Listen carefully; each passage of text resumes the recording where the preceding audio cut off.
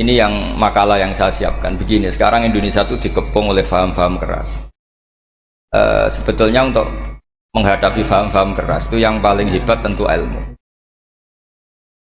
Dalam banyak cerita, banyak saksinya juga.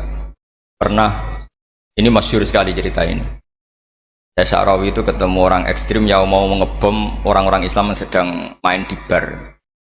Gem lah kira-kira gitu. Karena di dunia Allah kok maksiat tok, ini baiknya mati aja daripada hidup, daripada ngeleng-ngeleng bumi gitu. Terus ditanya sama Syekh Sya'rawi, kalau betul mereka jadi mati, aina masiruhum? Lalu mereka mati terus kemana? Dijawab oleh ekstremis tadi, ya ilanar, karena mereka matu fi finil maksiyah, mati ketika maksiat. Terus jawabnya si Syekh Sya'rawi, lalu kalau mereka ke neraka itu keinginan Rasulullah apa keinginan kamu? Apakah pernah Rasulullah itu berkeinginan umatnya mati masuk neraka? Ya enggak. Ya sudah, kalau itu tidak keinginan Rasulullah jangan lakukan.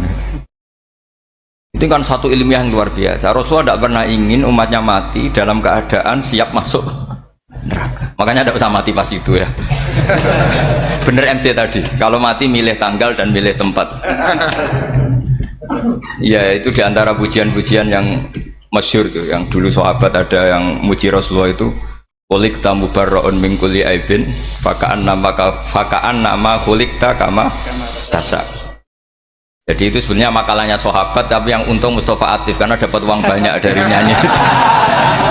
Jadi itu sebenarnya makalah normal dari pujian seorang sahabat, tapi yang untung Mustafa Atif. Mungkin yang untung juga pengundangnya karena ternyata abadi ya. Tapi itu makalah itu dah. Nah cerita Imam Sya'rawi tadi, Sya'rawi Sya'rawi Mutawali Sya'rawi ya, mufassir itu. Saya punya kitabnya itu 27 jilid. Saya sebagai peneliti itu ya ndak tasdek amat, karena saya butuh adit ya, butuh penguat itu. Dan penguat itu pula yang saya bawa ke sini. Ya ini saya baca terjemahnya dulu, nanti saya baca Arabnya supaya dapat barokahnya Rasulullah SAW sebagai Jami'ul Kalim. Nabi pernah didatangi seorang Bedui. Bedui itu Arabi, orang kampung. Minta sama Nabi, karena Nabi itu udah orang kaya, tentu kira-kira saya bayangkan ya dikasih 50.000 atau 10.000. Si Arabi ini tidak terima, dan tidak terima ngomong di depan umum. Ketika Rasulullah tanya, apa saya sudah baik sama kamu? Kata si Arabi tadi, tidak. Karena kamu kikir hanya ngasih saya segini. Sahabat hampir marah saja karena Nabi tersinggung gitu. Tapi Nabi lalu mengajak orang itu ke dalam rumah. Kira-kira kalau Indonesia mungkin ditambah 200.000 atau 300.000. Kemudian, apa ini cukup? Ya cukup. Kamu sudah puas? Ya puas. Fajazakallahu min ahlin wa asyiratin. Dipuji-puji Nabi. Kemudian kata Rasulullah, ayo kita keluar. Keluar nemuin khalayak begini. Khalayak rame tadi. Kamu tadi mengkritik saya, menghujat saya di depan umum. Maka kamu sekarang harus memuji saya di depan umum supaya clear. Akhirnya mau dia, oke kita mau. Akhirnya muji-muji bahwa Muhammad orang baik, dermawan gini. Setelah itu dia pulang. Hebatnya Rasulullah ketika pulang kata Nabi begini, sabda Nabi gini, kalau saja dia pas benci saya itu kok mati, saya ulang lagi, kalau saja dia pas komentari saya buruk tadi kok mati, maka dia mati sebagai min ahlin nar, karena berstatus pencaci maki Nabi. Akhirnya dia muji Nabi itu lewat disuap, lewat dikasih uang lagi. Loh itu sudah sah. Jadi saking baiknya Allah, Islam suapan itu juga sah. Itu kan muji Nabi itu karena disuap. Makanya ini penting. Sehingga dalam khazanah Islam itu memang agak aneh-aneh. Jadi di antara ceritanya dalam hukum-hukum Islam itu ada orang fasiknya minta ampun, tapi minta karena iman sama hadis bahwa nanti kalau ada orang mati disaksikan orang dua, apalagi kalau 4 min ahli jannah, maka dia min ahli jannah. Itu dia fasiknya minta ampun, nyewa orang. Nanti kalau saya mati bilang saya orang baik. Betul. Setelah dia mati bayar. Ini baik. Satu kampung nggak ada yang percaya ini saksi bohong. Tapi sama Allah diampuni karena kesaksian suapan ini. Lalu berarti jenengan ngalalo suap ya? Enggak, saya tidak ngalalo suap, ngalalo sedekah. Karena sekarang kalau ada caleg bayar katanya sedekah. Ya sedekah terpaksa. Ini penting saya utarakan karena apa? Allah itu menilai itu tidak sama dengan pikiran kita. Makanya kubu sebelah ini terlalu ekstrim, memaksa Allah berpikiran kayak dia. Satu karena kurang ngaji. Nomor dua ya tadi emosinya lebih tinggi ketimbang intelektualnya. Ini penting saya utarakan. Ternyata orang yang nyuap tadi apa nilainya plus, yaitu dia iman sama dawe Rasulullah Shallallahu Alaihi Wasallam.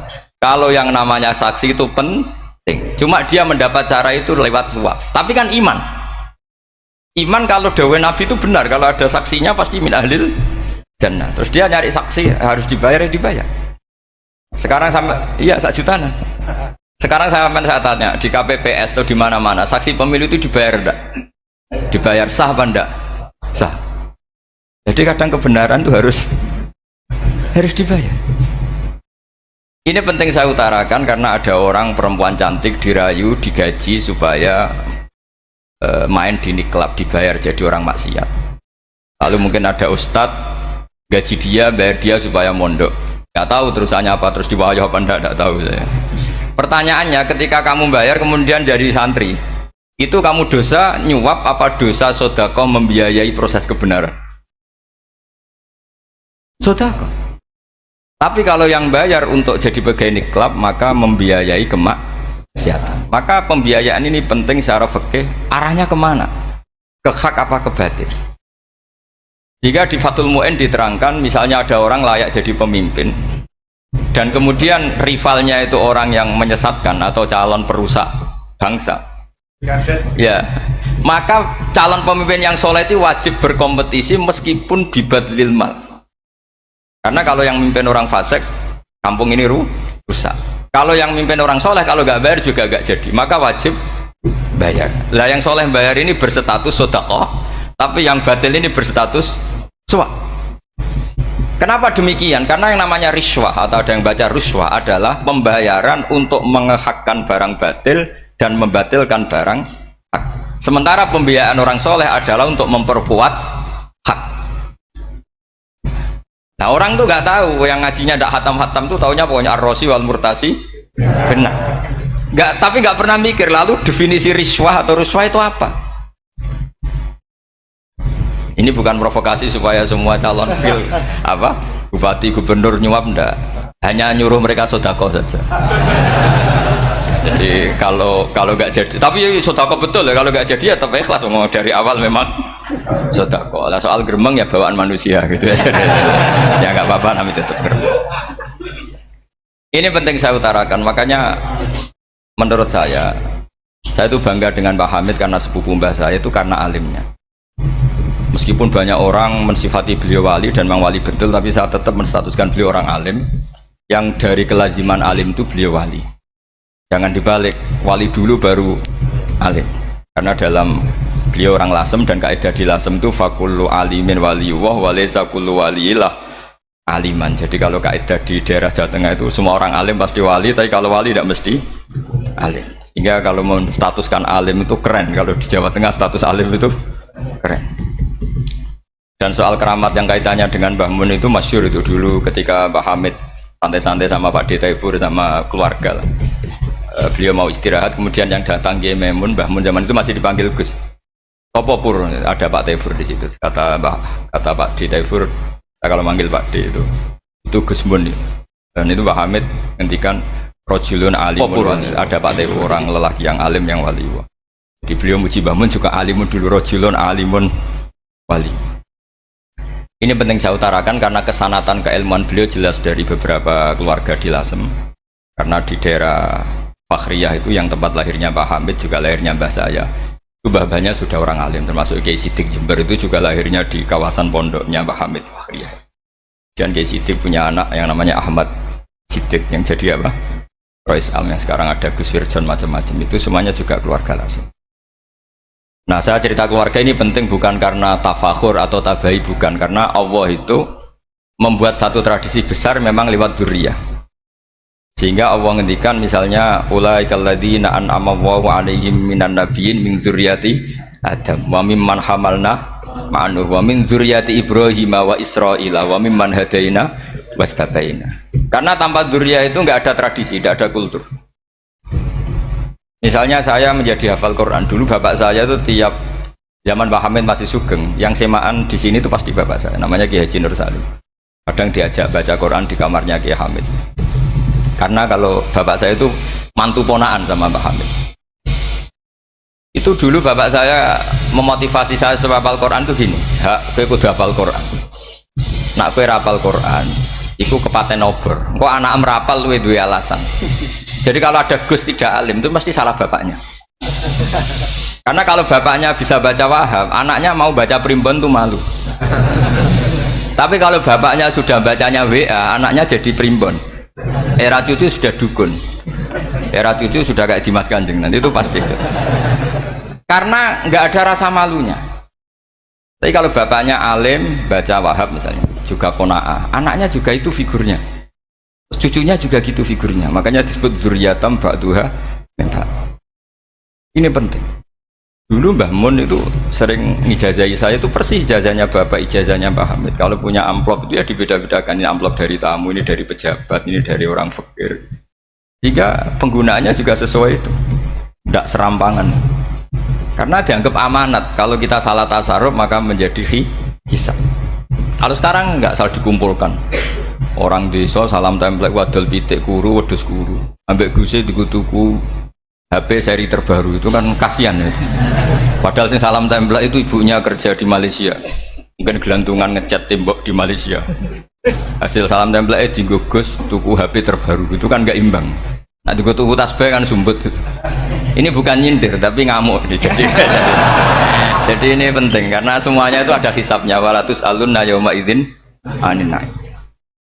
Karena tradisi ini harus kita teruskan ala qadril istithaq. Karena itu nanti yang mengawal ilmu. Kemudian termasuk tradisi mengakui santri goblok, ini penting. Itu nggak ada santri sebarokah santri goblok.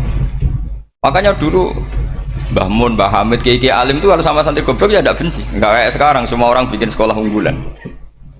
Sekolah unggulan itu kritik saya hanya memproduksi orang-orang yang nantinya mendapat.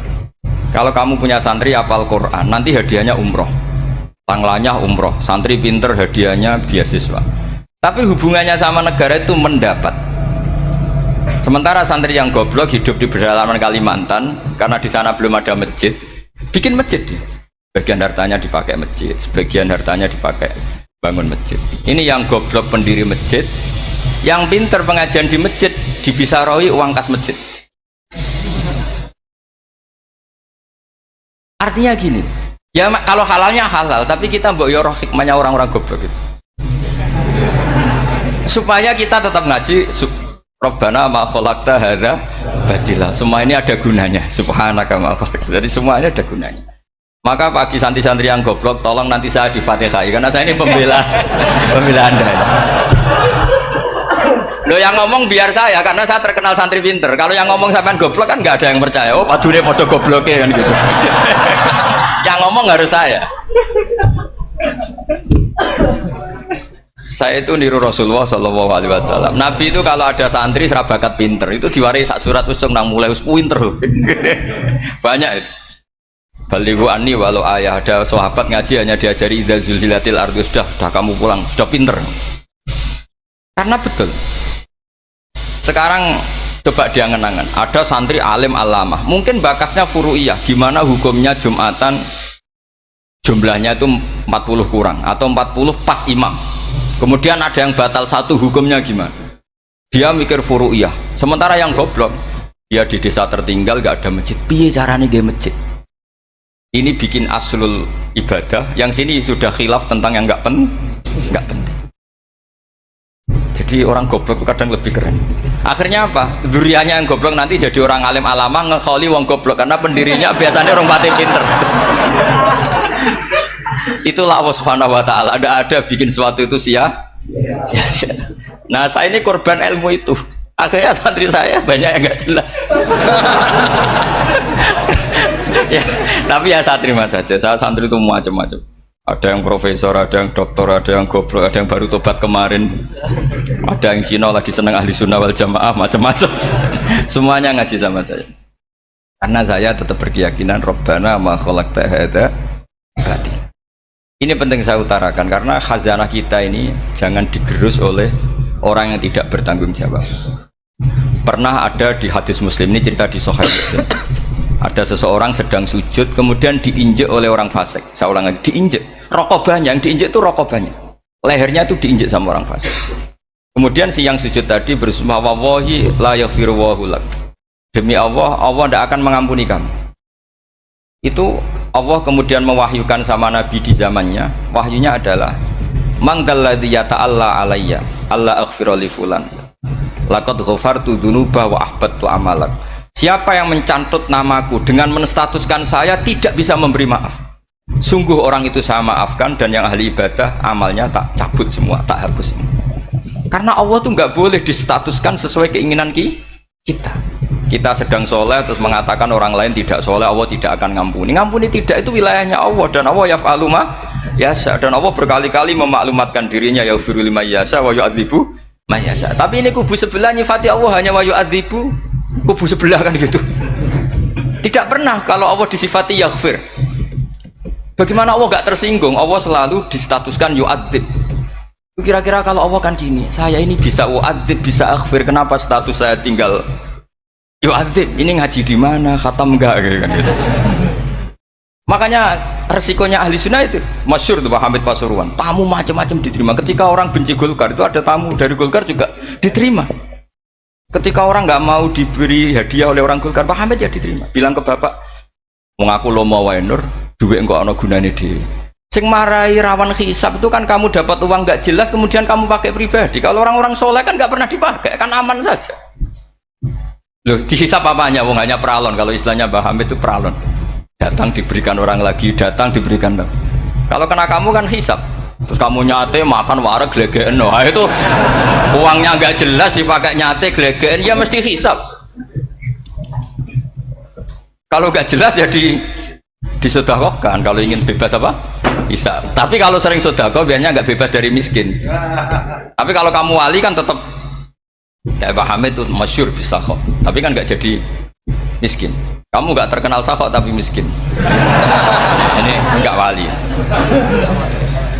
Ini penting. Jadi kebanyakan orang ekstrim karena mensifati Allah Taala itu hanya dengan status yu'adzib, tidak dengan status yaghfir. Dan itu mereka harus ngaji lagi. Kurang apanya Rasulullah SAW? Nabi sebagai manusia benci sekali sama pembunuh Hamzah karena qatilu ahabbin nasi ila Rasulillah. Itu sama Wahsy. Siapa yang nggak tahu Wahsy? Qatala ahabban nasi ila Rasulillah, itu qatala Hamzah. Dan ketika Nabi nyuwun sewu maksud no Wahsy, Allah malah nurunkan ayat laisa laka minal amri syai'un aw yatuba alaihim. Ada pilihannya aw yatuba alaihim. Apa yang terjadi? Justru Allah mentobati Wahsy. Memaafkan Wahsy, mentobati Wahsy. Ada sahabat yang dipuji Nabi Hamamatul Masjid, akhirnya su'ul khotimah. Kita tahu ceritanya siapa? Sa'labah. Makanya kata Mbah Mun sering cerita ke saya, banyak orang darani saya itu tidak jelas, kata Mbah Mun, karena saya sama siapa saja baik, sehingga banyak yang nuduh saya itu tidak jelas. Kata beliau, ulama paling jelas ya saya ini, karena masih orisinil, kata beliau. Tapi pakai bahasa Jawa, karena tadi Mbak Idris bilang ada yang MA ya, Madura asli tadi, makanya saya terpaksa bahasa Indonesia tadi. Kata Mbah Mun, ulama paling jelas ya saya, karena saya menyikapi siapa saja baik, karena di hati saya hanya membaca laisa laka minal amri syai'un aw yatuba alaihim aw yu'adzibahu. Kenapa kamu vonis si buruk? Bisa saja nanti baik. Yang sedang baik bisa saja nanti bu. Kalau nasib seseorang nggak jelas, kenapa kamu sikapnya jelas? Nah, ini orang-orang nggak ngaji itu memaksa orang lain jelas. Ini kubu sebelah pasti salah, ini pasti benar. Oh manusia kok dipasti-pastikan gimana? Kita ini tidak nabi. Kalau nabi maksum pasti benar. Kalau sampean apa? Maksum bisa. Jadi ketidakjelasan para ulama ini berdasar konstitusi tadi bahwa itu wilayahnya Allah.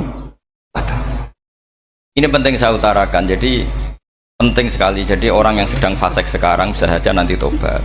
Yang sedang sekarang soleh bisa saja nanti masalah. Hingga Rasulullah tetap mengajarkan ya muqallibal qulub tsabbit qalbi ala dinik. Jadi kalau ngaji itu khatam. Khatam itu begini misalnya ya. Saya pernah ngaji Ihya, belajar Ihya khatam. Bahkan saya punya takrirannya berdasar kitab Ithaf, sarahnya Ihya. Kalau ingin tahu sanadnya Sarah Ihya, ya misalnya Gus Idris ini, Idris ngaji Mbah Hamid Pasuruan, ngaji Mbah Dimyati. Mbah Dimyati ini ngaji sama kakaknya Ki Mahfud Termas. Ki Mahfud ngaji sama abahnya Ki Abdullah. Ki Abdullah ngaji sama abahnya Ki Abdul Manan. Ki Abdul Manan ini mulazim terhadap Sayyid Murtado Az-Zabidi. Jadi kalau santri Salafiyah ini ya kira-kira tokoh Sabiah. Karena Mbak Idris Sadisa ya kira-kira sampean itu dari pengarang Ithaf itu baru tokoh berapa? Sabiah, masih keren. Turun pitu. Masih kaya lah kamu kok miskin turun ke wolu katanya kan.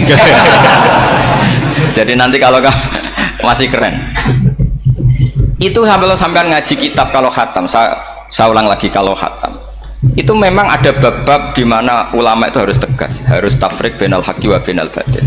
Oke, itu bagus, mana yang hak mana yang batil kita bedakan di bab itu bagus. Tapi kalau nanti kamu ngaji bab tawadhu, lihat di Bidayatul Hidayah atau di semua kitab tasawuf bab tawadhu itu, kalau melihat kamu orang kafir, kamu melihat orang apa? Kafir. Ini aso ma'akufri, ini maksiat wajar dia kafir. Saya ini muslim kok maksiat. Fadham bi akbah, maka dosa saya lebih buruk. Melihat orang tua, mesti hada aksaru ibadatan, ini lebih tua, mesti ibadahnya lebih banyak. Nanti kalau melihat anak kecil, hada azharu minni sinnan, pasti maksiatnya banyak saya. Jika terus evaluasi gitu sehingga nggak pernah takabur. Misalnya di sini, saya ini kan gayanya keren, duduk di atas sampean di bawah. Gayanya tok, hakikatnya sampean lebih sombong karena memerintahkan saya. Jadi panitianya itu, makanya saya merasa tawadhu saja meskipun berdiri. Karena hakikat saya ini makmur, diperintah. Panitia ini, penyelenggara ini amir, pemerintah. Kira-kira sombong mana? Itu sekali saya tidak memaafkan finnar itu.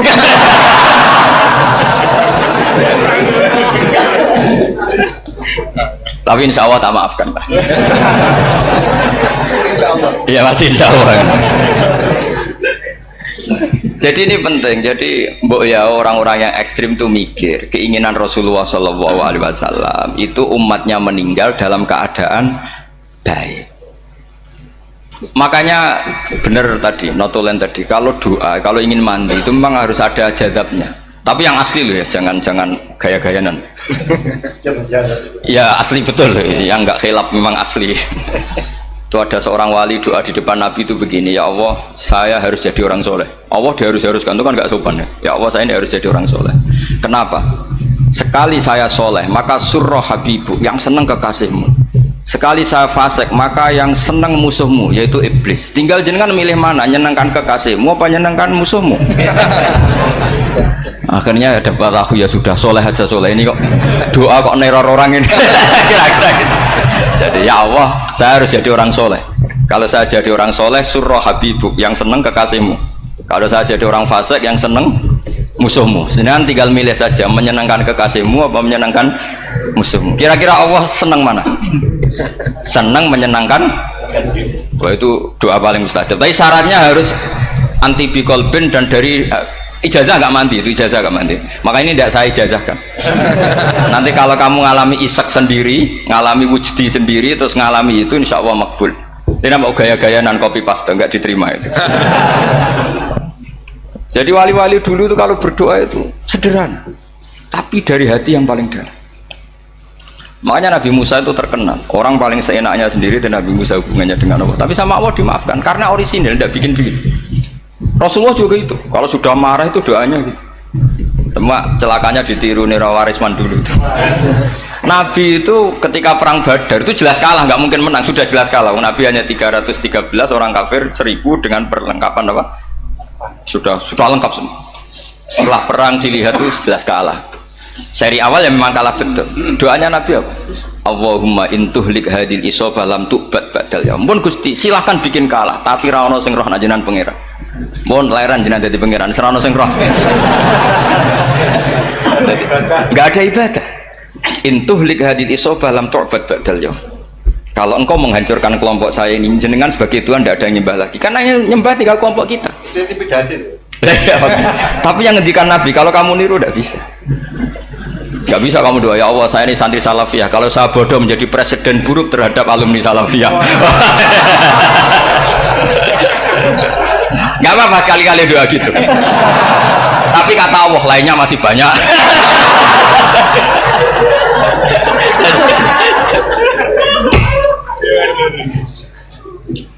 Tapi itu syaratnya tadi harus ada al-wujdi wasima. Jadi makanya Imam Ghazali punya kitab al-wujdi wasima. Karena ada masrob, ada syarab. Jadi wali ngikuti para nabi itu ada masrob, ada syarab. Sehingga perasaannya itu beda.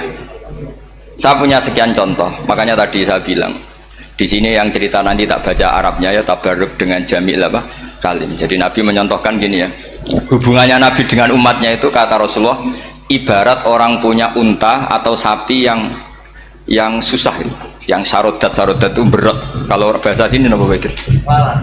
Yang larat ya Pak? Melayu. Terus orang-orang lain ingin membantu, kubu sebelah ingin bantu, tapi ketika mereka ingin bantu malah unta ini tambah lari karena asing. Semua selain pemiliknya ini kan bagi unta itu asing. Jadi mau dibantu ditangkap tambah lari karena ini orang asing semua. Ngajinya agak jelas, asalnya agak jelas, tapi mau ikut umat Islam ini asing semua. Akhirnya kata Nabi yang punya unta itu tadi datang, kemudian ngambil rumput, terus unta itu dipanggil, kemudian unta itu ngikuti. Kata Nabi, ibarat saya seperti itu.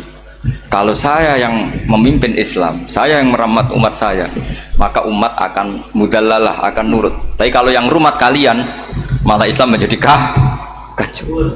Kenapa menjadi kacau? Karena tadi nyifati Allah saja salah. Orang Islam baik dihukumi kafir hanya karena tahlilan, hanya karena manakiban dihukumi kafir. Sekarang inginnya Nabi orang menjadi muslim apa kafir? Inginnya Nabi orang menjadi muslim apa kafir? Muslim.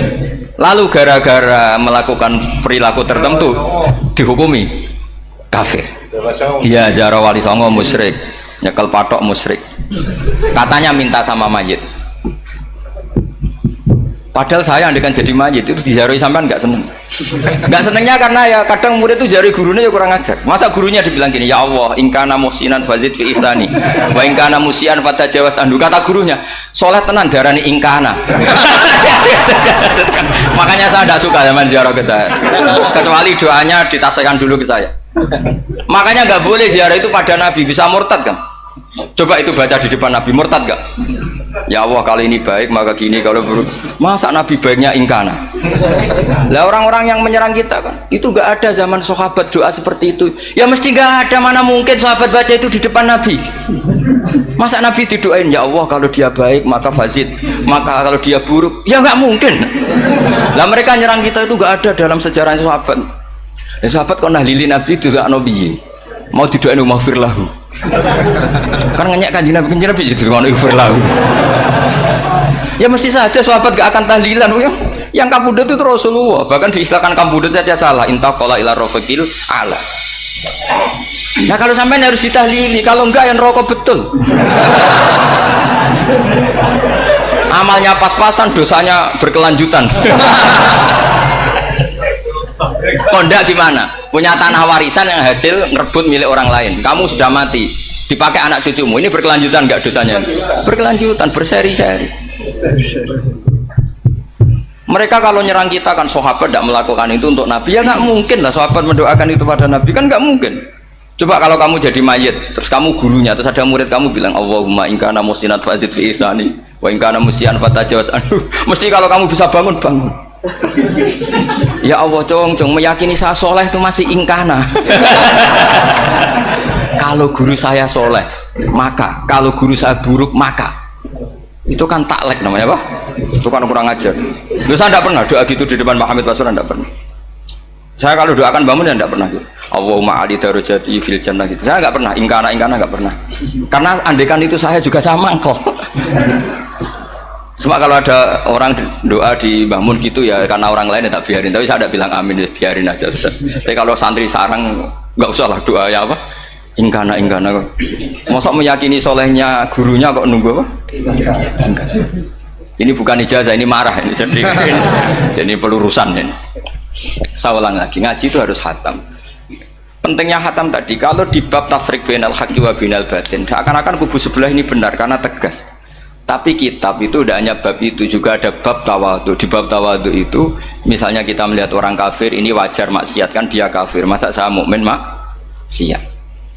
Dan ini kafir bisa saja nanti husnul khotimah. Saya muslim bisa saja suul khotimah. Jika tetap tawadhu. Melihat yang lebih sepuh ini aksaru ibadatan minni.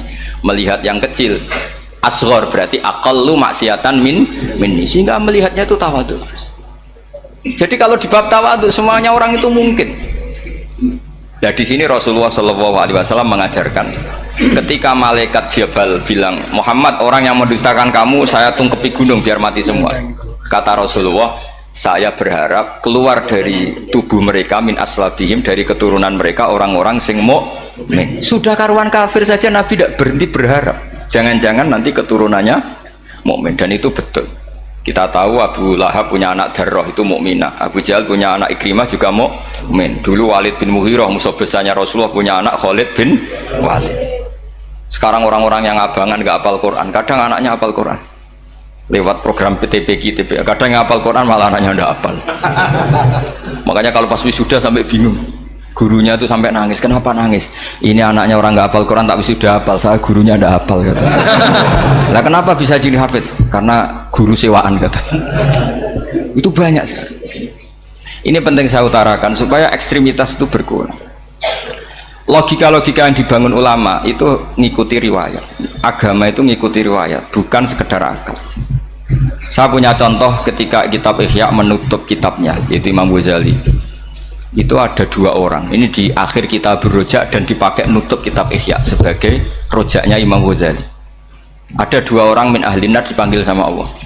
Ini sekaligus ijazah. Kali ini ijazah betul. Yang dipanggil ke surga itu masih muqayyad dan biangkalil jahim, masih muqayyad, masih dibelenggu sama atribut neraka. Terus sama Allah ditanya, piye jong kabarin rokok? Wah syarra makanan Gusti mun rokok jenengan takokno sekarang ra enak jen. Terus kata Allah, ya sudah kamu kembali ke sana karena kamu memang orang fasik. Itu lari, semangat mau ke neraka. Ini ijazah. Semangat disuruh kembali ke neraka itu semangat lari. Allah tanya, loh Jong, kenapa kamu semangat? Ya Allah, saya ini sudah kapok. Dulu ketika di dunia kamu perintah, engkau perintah, saya tidak semangat. Maka kali ini jenengan perintah, saya semangat. Karena saya sudah kapok. Setiap engkau perintah, saya ada lari semangat ke neraka. Nah barokahnya semangat masuk neraka ini, kata Allah, ya sudah kamu di surga saja. Maka ijazah, nanti kalau ada pengumuman, silahkan masuk neraka. Kamu harus lari sekencang-kencangnya. Karena itu perintah Allah, apa? Yang ketika kita di dunia kalau diperintah males-malesan. Kalau kamu diperintah sholat subuh jamaah kan males-malesan, dan itu menjadi kita masuk neraka. Sebagai kafarah itu ya Allah, karena ini perintah engkau, saya tidak males-malesan lagi. Wes ngembaliin rokok, lari semangat. Allah akhirnya harus dimaafkan. Panggil lagi, sudah di surga saja. Barokahnya semangat masuk neraka. Nah, ini ijazah ini. Ya diterima ya. Kok enggak semangat terima ya. Yang kedua enggak. Sudah kamu kembali ke neraka, pelengahan gitu. Enggak semangat. Allah dilihat terus enggak semangat. Kenapa kamu toleh? Ya Allah, saya tidak pernah ngira ketika engkau manggil saya ke surga, kemudian engkau kembalikan lagi ke neraka. Ya sudah di surga saja, barokahnya husnudzon. Jadi ini ijazah, kamu milih dua itu, milih yang mana terserah. Artinya apa? Logika kamu itu tidak mesti masuk apa yang dilakukan oleh Allah Subhanahu wa Ta'ala. Itu logika kamu kan tidak masuk, tapi Allah yaf'alu ma yasha. Ini penting saya utarakan. Nah tapi orang-orang ekstrim itu maunya nyifati Allah dengan status yu'adzib, yantakim, Jabbar, Qahar. Sifatnya Allah Ta'ala itu 99. Kenapa apal kamu hanya satu? Jadi tetap saja menghadapi fenomena seperti ini, tetap laisa laka minal amri syai'un aw yatuba alaihim aw yu'adzib. Sehingga setahu saya Mbah Mun, Mbah Hamid Pasuruan, guru-guru kita, habaib yang alim-alim itu melihat tamu macam-macam ya dilayani semua. Karena ini ngadepi fenomena sosial yang semuanya tidak jelas. Kalau nggak jelas apa? Ya kita bisanya berharap, karena afdolul ibadah itu intidharul farad. Kalau belum Islam sekarang kita harapkan nanti. Kalau bapaknya enggak kita harapkan anaknya. Kalau anaknya belum kita harapkan cucunya. Karena agama ini limangka nayarjuwo hawal yaumal akhir. Agama ini bagi yang terus berpengharapan, bukan bagi yang putus asa. Ini penting saya utarakan. Jadi apalagi Allah sudah punya rencana tadi, yang goblok-goblok di pedalaman Dayak bikin masjid, yang pinter-pinter ramen lomba untuk sangu, untuk umroh. Kira-kira memberi sama mendapat pahalanya keren mana? Memberi. Tapi tidak usah jadi goblok. Goblok tidak usah direncanakan, sudah terjadi. Jadi makanya saya bela karena sudah terjadi gitu. Tapi tidak usah direncanakan. Nanti terus wah goblok aja cara Gus Bak gak apa-apa ndak. Sudah kadung ini cuma kita itu iman ya. Jadi karena yang pinter itu yang jumlahnya tidak banyak. Ini kita bully saja. Karena kamu bully pun tetap mulia kan orang pinter ini. Tapi kalau orang goblok gak dibela habis dia. Yang pinter buat dikritik kayak apa kan tetap mulia kan. Lah yang muji sudah banyak saya ngeritik saja lah. Ini tidak akan jatuh. Tapi yang goblok ini kan nggak ada yang bela. Saya sebagai umatnya Rasulullah, pecinta umat Rasulullah tak bela, tenang saja. Ada hikmahnya apa? Hikmahnya orang goblok. Betul loh, saya itu sering ketemu dokter, ketemu profesor tuh nangis. Tak tanya kenapa nangis. Bapak saya itu petani, saya di Jogja sampai jadi dekan, jadi rektor. Tapi saya sekarang rektor, anak saya sekedar SMP naik itu sudah senang. Nggak dengar kabar ketangkep BNN sudah senang. Padahal saya ini ahli metodologi. Ternyata pinter bapak saya. Karena bapaknya tadi hanya petani bisa menjadikan anaknya profesor. Tapi profesor tidak mesti bisa jadi. Anak saya anak SMP aja sudah senang. Karena Allah ingin membuktikan pinter kamu itu tidak ada artinya di depan iradatullah. Di depan apa? Iradatullah. Supaya orang tunduk. Lu coba yang jadi ulama tabi ini tuh rata-rata abnaul mawali. Anaknya budak yang dimerdekakan. Karena Allah seperti itu. Ada yang tokoh yang tadi zuriyatam ba'duha min ba'd, itu harus kita jaga. Saya termasuk orang yang ditakdir punya mbah-mbah alim, itu juga harus dijaga. Yang enggak alim peluangnya masih banyak. Banyak sebanyak-banyaknya. Asal tadi lewat jalur sregep dan kalau bodoh ngaji saya nanti. Tak ajari robbana ma khalaqta hadza napa? Karena ayatnya gitu, min dzurriyyati Adam wa mimman hamalna ma'anu wa min dzurriyyati Ibrahim wa Israil. Terus terakhir ditutup wa mimman hadaina wajtabaina. Itu umum. Tidak jalur nasab, siapa saja yang hadaina wajtabaina. Ini penting saya utarakan, jadi ini sebagai penutup tak baca teks Arabnya supaya kita dapat barokah jami'ul kalim. Karena sebarokah-barokahnya bahasa Jawa atau bahasa Indonesia masih barokah bahasa Arab. Cuma kalau tidak saya terjemah dulu, nanti saya baca ini kamu amin, amin dikira doa aja sih. Makanya ini diterangkan dulu, biar gak korban apa? Diamini. Karena saya ini pernah Jumatan di satu kampung, imamnya itu sepuh. Imamnya sepuh, khutbah itu gak selesai-selesai. Karena dia gak bisa menyelesaikan sesuai teks di bukunya itu. Yang belakang mangkel terus amin amin. Akhirnya Pak Khotib ngadeg lagi tunggu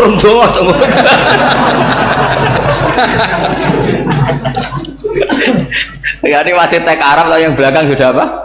Amin amin gitu. Ya saya baca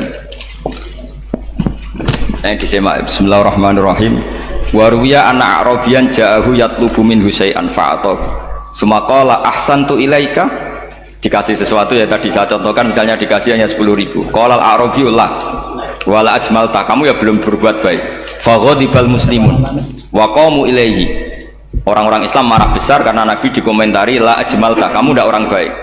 Fa asyara ilaihim an kuffu, kata Nabi jangan kamu pukulin. Kalau di Madura sudah tuntas tuh kena celurit itu kalau. Sumakoma, kalau di MA tadi ya, di Madura asli tadi ya. Sudah tuntas. Sumakoma wa dakhala manzilahu. Setelah itu terus arsala ilahi sallallahu alaihi wasallam wa zadahu syai'an. Kemudian Nabi menyuruh dia, ayo masuk rumah terus ditambahi. Faqala ahsantu ilaika qala na'am fajazakallahu min ahlin wa asyiratin khairan. Setelah ditambah banyak sama Nabi, saya sudah baik sama kamu. Wah, baik kalau sekarang baik. Itu mengatakan baik karena ditambah uang loh. Bukan karena dari nuraninya, karena ditambah uang, ditambah duit. Amplopane ditambahin. Faqala lahu Nabi sallallahu alaihi wasallam, innaka qulta ma qulta wa fi nafsi ashabi min dzalika syai'un. Fa in ahbabta faqul baina aydihim ma qultu baik. Ma qulta baina yadayya hatta yadhaba ma fi sadrihim alaika. Kamu tadi ngomong dan menjadikan sahabat saya tersinggung. Coba sekarang klarifikasi supaya mereka clear apa? Itu menunjukkan klarifikasi itu termasuk wataknya Rasulullah sallallahu alaihi wasallam. Tadi kamu menyinggung saya di depan umum, maka sekarang kamu muji saya juga harus di depan umum supaya clear, supaya mereka tidak punya perasaan macam-macam. Sudah akhirnya qala na'am falamma kana al-ghadu awil asyu ja'a faqala sallallahu alaihi wasallam inna hadzal arabiyya qala ma qala fazidnahu fazama'nahu radiya kadzalik qala na'am fajazakallahu min ahlin wa asyiratin khairan. Terus faqala Nabi sallallahu alaihi wasallam, ini penting ya bagi semua dai, bagi semua ustadz. Masali wa masalu hada masalu rajulin lahu naqatun syaradat alaihi fattaba'an nasu atau fa'atba'ahan nasu falam yaziduha illa nufuran fanadahum sahibuha khallu baini wa baina naqati fa inni arfaku biha minkum. Jadi namanya unta, sapi atau kuda itu lebih terbiasa sama pemiliknya sama orang lain, sama pemiliknya. Kalau orang lain ikut mantu ketika berat malah tambahlah lari. Sama kiai sama umat tuh, kalau kiai kan punya syafaqah sama umat, maka ininya umatnya dimaafkan. Tapi kalau kubu sebelah ininya mengkafirkan, mendosakan, membid'ahkan, nah, itu bisa diharap nggak umat mau kembali, malah lari. Makanya saya pernah ngalami ini serius. Ada orang tukang ngafir-ngafir nawang NU gitu. Di majelis, satu majelis dengan saya. Singkat cerita semua NU pinter, waya jamaah duhur itu waya sholat, ayo jamaah, aku gak sholat. Kenapa? Kafir sholat bareng. Gak wajib mengkafir sholat. Tidak usah kafir, sholat saja. Mereka itu kan omongannya ta'arud, mengkafirkan kita tapi mewajibkan kita sholat. Sholat wajib gak bagi orang kafir? Gak wajib. Berani gak mereka mengatakan yang dikafirkan tidak perlu sholat karena sudah kafir? Berani gak kira-kira? Gak berani. Jadi omongan mereka itu paradoks semua, karena memang gak pernah ngaji. Gak pernah apa? Gak pernah ngaji. Ngajinya betul-betul gak pernah khatam tadi. Ya, jadi kata Rasulullah, fa inni arfaqu biha minkum wa a'lamu fatawajjaha baina yadayha fa akhadha minkum mil ardi faradda hatta ja'at wastana wa shadda 'alaiha rahlaha wastawa 'alaiha wa inni law taraktukum kaqaulihi. Terus ya sudah seperti itu. Faradda hatta ja'at wa shadda 'alaiha rahlaha wastawa 'alaiha wa inni law taraktukum terus itu walhasil itu terusannya hadis itu, kalau saya membiarkan dia dengan keyakinannya tadi mengkritik saya dan dia mati maka dakholan. Jadi intinya gini, senang Nabi dibayar itu sah, senang Nabi dibayar itu sah, senang Nabi dibayar itu sah. Jadi ya kalau ada maulid terus kiainya ngasih makan terus menjadi senang Nabi karena ada Bukharinya, itu juga sah. Ono zaitune sah, terus kiainya senang karena untuk amplop juga sah. Jadi ini sudah ini sama-sama sah, karena untuk kebaikan selalu sah. Makanya mungkin di sini ya, habis kalau ada kajian di sini mesti ada sarapannya pertama, kopi dan sarapan ngaji pagi. Jadi orang datang ingin sarapan tidak apa-apa, tidak apa-apa, sah itu. Sayyid Muhammad juga gitu, kalau ada orang ngaji dikasih uang juga sah.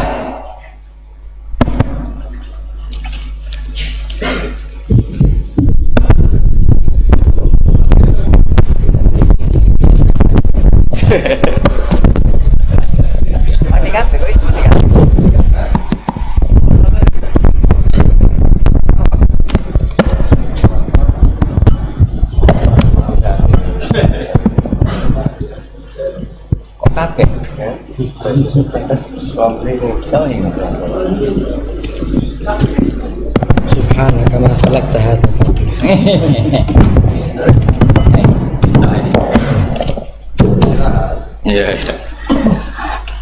Ya, jadi ini jelas ya, jadi riwayat ini jelas. Kemudian riwayat yang ada di kitab Bukhari ketika Rasulullah didustakan, dibuli, ini wa ana mahmum ala wajhi falam astafiq illa wa ana biqarni sa'alib, yang di bawah garis itu ada yang di Bukhari. Farafatu rasi fa idzan ana bi sahabatin qad adallatni fa nadartu fa idzan fiha jibril fa nadani faqal inna wa qad sami'a qala qaumika laka wa maraddu 'alaika wa qad basa ilaika malakal jibal litamurahu bima syi'ta fihim fa nadani malakul jibal fa sallama 'alaihi tsumma qala ya Muhammad faqala dzalik bima syi'ta in syi'ta an udbika alim al-akhsaban faqala Nabi sallallahu alaihi wasallam bal arju ayyukhrijawahu min aslabihim ma ya'budu wa wahdah la yusyriku bihi syai'an. Jadi Nabi menghadapi yang sedang kafir saja enggak putus asa, bisa saja mereka nanti melahirkan anak-anak yang Islam. Jadi kalau ada kiai menghina orang kafir itu jangan melihat kiai kok kancanan wong kafir, yang benar itu kiai yang penuh harapan sehingga sama orang kafir saja berharap. Tapi sekarang enggak, kiai kancanan wong kafir, kiai kok kancanan wong fasik. Logikanya dibalik, kiai nelateni wong kafir nak menawa anak turune masuk Islam, kiai nelateni wong fasik anak menawa dadi soleh. Logikanya harus seperti itu. Nah, soal perang itu beda. Perang kan mereka sudah menstatuskan diri ingin bunuh kita, tentu kita harus berani untuk mempertahankan diri. Tapi kalau kondisi normal tidak bisa seperti itu. Ini kan kondisi normal. Itu Rasulullah. Ya nggak boleh, karena tadi. Bahkan kalau saya pernah ngaji ini di Sidogiri pernah cerita Rasulullah jajar Nabi Nuh. Ada seorang wali, pasnya Abu Hasan Asyadili. Siapa Abu Hasan apa? Asyadili. Mimpi ketemu Rasulullah jajar Nabi Nuh. Kemudian Nabi Nuh itu digojlok sama Rasulullah. Kamu pernah maksudkan kaum kamu, bisa saja fi aslabihim atau fi zuhurihim ada nasamatan sing tu'minu billah. Sekarang misalnya begini ya, ini orang kafir. Di sini tuh ada gen yang ribuan ila yaumil qiyamah. Bisa saja gen-gen yang sekarang masih di zuhurihim, karena kalau apa gen di lelaki diistilahkan fi zuhurihim, ini saja nasamatan tu'min. Nasama yang nanti mukmin. Kalau dia mati kan berarti kamu membunuh calon orang mukmin berikut. Jadi, tapi ya sama. Tapi kalau kamu bilang dibiarkan, bisa saja ini ada nasamah sing calon kafir. Berarti kamu membiarkan kekafiran. Nah di sini hebatnya Allah. Allah bikin Nabi Nuh mewakili istihad potensi kekafiran berlanjut, sehingga beliau bilang wala yalidu illa fajiram kafaro. Paham ya kan? Rabbila tadzar alal ardi minal kafirina dayara innaka intadzarhum yudillu ibadaka wala yalidu illa fajiram kafaro. Logika itu terwakili oleh Nabi Nuh. Logika bisa saja ini ada nasamatan untuk minubillah, itu terwakili oleh Rasulullah. Bal arju ayyukhrijawahu min aslabihim may ya'buduwaha wa la yusyriku bihi syai'an. Kayak apa untungnya kita jadi umat Rasulullah sallallahu alaihi wasallam? Masalahnya nabimu gak Nabi Nuh, Nabi Muhammad. Jadi kira-kira istiadat kamu ikut Nabi siapa? Kalau main hantam ya ikut Nabi Nuh. Kalau main rojak berharap Nabi Muhammad. Ya sudah, sampean ikut mana aja? Nabi Muhammad. Ini penting saya utarakan supaya apa-apa itu terukur lewat ilmu. Ya pokoknya istilah kayak Wali Songo yang tercerminkan sampai ke kita kayak Pak Hamid, karena Pak Hamid ini sanadnya secara gen sampai Sunan Bonang, di silsilah itu sampai Sunan Bonang. Saya punya catatan nasabnya Pak Hamid Pasuruan sampai Sunan Bonang, ditulis Mbah Khim itu ya, pas 40 harinya Mbah Hamid itu silsilah itu. Saya kira demikian, saya mohon maaf atas semua kesalahan. Wah, baru mulai. Ya Santi Putri itu gak usah mikir besar berat-berat, yang penting nurut suami, itu kata para suami. Tapi kalau suaminya gak layak diikuti ya diberontak saja gitu. Karena gak ada sesuatu yang luar biasa kayak perempuan. Itu kata Sayyidina Umar, pernah dia mau jalan itu dicegat sama Khawlah itu bintu Salabah, itu sampai 3 jam, padahal Umar sudah Amiril Mukminin. Sudah siapa? Amiril Mukminin. Tapi ketika ditanya, kenapa engkau berhenti karena orang tua ini? Kamu tahu orang tua ini siapa? Ini ketika protes itu didengar langit sabtuju, yaitu yang di ayat qad sami Allahu qaulal lati tujadiluka fi zawjiha wa tastaqi ila Allah. Jadi sing protes wong wedok ora trimo bojone, Kanjeng Nabi diprotes. Ya singkat cerita, Khawlah itu cantik. Memang contohnya harus cantik. Kalau jelek nggak bisa. Khawlah itu cantik sekali. Walhasil dia mungkin khed atau apa, lama mungkin khed. Terus suaminya datang, Aus bin Somit ini datang, melihat istrinya pas sujud. Di semua teks riwayat fa'ajabatu ajizatuha. Makanya gambarannya harus cantik. Enggak usah diterjemah ya, fa'ajabatu ajizatuha. Singkat cerita, Aus itu minta dilayani saat itu juga. Si Khawlah nggak mau karena sedang ibadah. Mbok sik Mas Godalu. Enggak, kok sekarang. Saking mangkelnya karena agak kesampaian. Ya orang lanang kan gitu, mesti kotor kalau nggak kesampaian. Terus Zuhara minha, dia melakukan dihar. Anti aliyah ka dhuhri ummi. Dulu dihar dalam hukum jahiliyah adalah tolak. Setelah ditihar, Aus getulnya bukan main, karena Khawlah ini cantik. Makanya contohnya ada cantik, karena kalau gak cantik gak getun gitu. Terus kalau gak cantik juga suaminya ada kesusu gitu. Sudah tahu semua, pokoknya gitu punya nada. Singkat cerita, akhirnya suaminya datang ke Rasulullah. Ya Rasulullah, saya ini sangat mencintai istri saya, tapi tadi saya keterucut dihar dia. Lalu solusinya gimana? Ini karena tambahnya khas perempuan, kata Mbak Idris, ya sudah tak turut, ini khas perempuan. Kemenangan partai apa? Perempuan. Tapi tidak PSI, ini kemenangan partai perempuan. Kata Rasulullah, sementara hukumnya begitu. Kalau dihar itu bimanzilatit tolak. Ya sudah, kamu nggak bisa kumpul lagi sama dia. Istrinya dikasih tahu, protes. Apa? Hukum apa-apaan itu? Diparani Rasulullah. ini hukum tidak benar ya Rasulullah. Ya tapi setahu saya hingga detik ini saya sebagai Nabi hukumnya baru begitu. Enggak benar. Dibantah terus sama Nabi diancam gini, kalau engkau tidak bisa memutuskan tak laporkan Allah.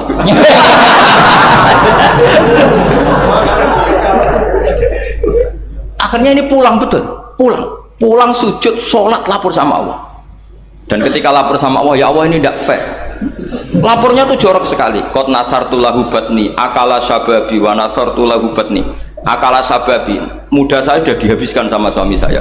Wa nasartu lahu batni, tidak usah diterjemah. Tapi ketika saya sudah tidak muda, sekarang saya mau diceraikan lewat apa? Dia. Terus wa innali auladan, saya ini punya anak banyak. Indomam tuhum ilayya jauh. Kalau saya rawat pasti mereka kelaparan. Karena saya miskin, saya seorang perempuan. Tapi wa indomam tuhum ilaihi do. Nak tak elokno bapak mesti ditinggal wayang. Wah kira-kira gitu. Wayang gelutu sendiri.